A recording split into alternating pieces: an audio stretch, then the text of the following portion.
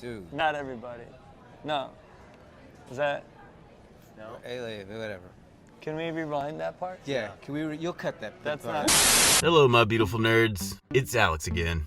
Obviously. This is a very strange and scary time we're living in, and I genuinely hope you guys are staying safe out there. Hope you haven't gone too crazy from isolation yet. I clearly have, because in an effort to entertain myself, I have decided to watch a collection of films I was actively avoiding the past couple of years. Except Joker. And for our next installment of shit I couldn't care less about, but I've already binge-watched Ozark and Tiger King, and I'm slowly losing my mind, so why the fuck not? Let's do this! I decided to watch one of these movies where they take a villain from the comics and make them the hero of their own movie. This kind of thing has been done a lot, and sometimes it's done really well. But today I'm going to talk about a different kind of story. A story that changed how I look at these kinds of movies. A movie with a great script that brilliantly took a very likable, mild-mannered, well-meaning character and slowly corrupted him until he became a truly evil villain. And then we're going to talk about Venom. No, I did not like Venom, because it wasn't good. I recognize there are mixed views about this movie, so let me start by saying that this is all my opinion. This is how I feel about the movie. I'm going to be talking about why I don't like Venom, and in my opinion, what problems it has.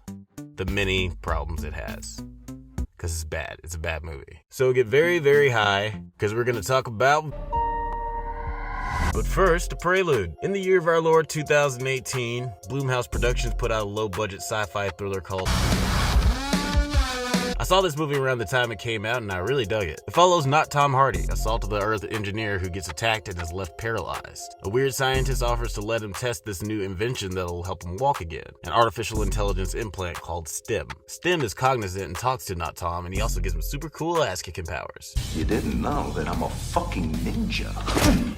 While I am state-of-the-art, I am not a ninja. They decide to work together to find the guys who mugged him and fuck him up. As the movie goes along, not Tom Hardy's morality seems to bend. One, because he'll do anything to find his wife's killer, and two, you're not quite sure who's in full control, him or STEM. I thought this was fucking dope, and it made me change my grumpy attitude toward these kinds of movies. Origin stories about villains, that is. Because it immediately made me think of the story of Eddie Brock and Venom, especially with the angle of a morally ambiguous creature in your head giving you superpowers. This was a villain origin story, and I actually thought it was good. If done right, a story can make you understand someone's fall to villainy. It was a story of how someone can start out as a bastion of morality and become, in the truest sense of the word, a villain. So maybe, just maybe, this Venom movie isn't so... Usually I'll talk about what I like about a movie and then I'll talk about what I didn't like. But I didn't really like anything about this movie. I mean, it did make me laugh a bunch, but I don't think that's what they were going for. So what's so bad about this movie? Well, like most bad movies, it's the story. It's just really, really dumb. You ever had a kid try to tell you a story? Once upon a time, there was a robot girl, and she was kind of shy, so she goes in her robot collection, and... Yeah, that's what this movie feels like. The dialogue is terrible, no one gets any character development, and the story makes no logical sense 90% of the time. I just feel like their story editor was Dwayne "The Rock" Johnson, and every time they brought up a plot hole, he was just like... It doesn't matter what you think! Like, take this scene where this old lady gets robbed. Eddie hangs back and doesn't help because he's just a guy with a sandwich. Okay, that makes sense. Then when he goes up to the counter, I was like, uh-oh. Is she gonna be mad because he didn't help? Or is she gonna be understanding because he was powerless to help? What are we gonna learn about her character and their friendship in this scene? Life hurts, Eddie. It just does. Cool. Their relationship means nothing. This scene means nothing. Doesn't matter, let's keep going. Let's talk about our main character. The movie follows Eddie Brock, a broadcast journalist who's dating hot lawyer Jen Lindley. You always be Jen to me, Michelle. Eddie Brock is a fucking asshole. And not a lovable asshole. He's just a big old dick to everyone around him. He's not a loser like he wants us to believe though. He talks a lot about how he's a loser, but he was doing just fine until he steals information from his girlfriend, did exactly what his boss told him not to do, and got his girlfriend fired. And this is also he can ambush evil Elon Musk, ruin his own interview, and not even get any answers to his questions. This guy, he is all the way bad. Who's your source, Eddie?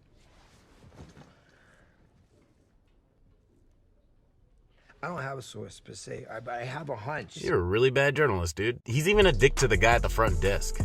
Eddie, you can't park there, bro. Come on, man. There's no such thing as can't. Eddie, the bike. MIT. Dude, why are you making this guy's life so hard? Fucking white people. It doesn't get better when he merges with Venom either, because the alien symbiote is also really badly written. His motivations are all over the place. One minute he's holding Eddie hostage. What the hell are you?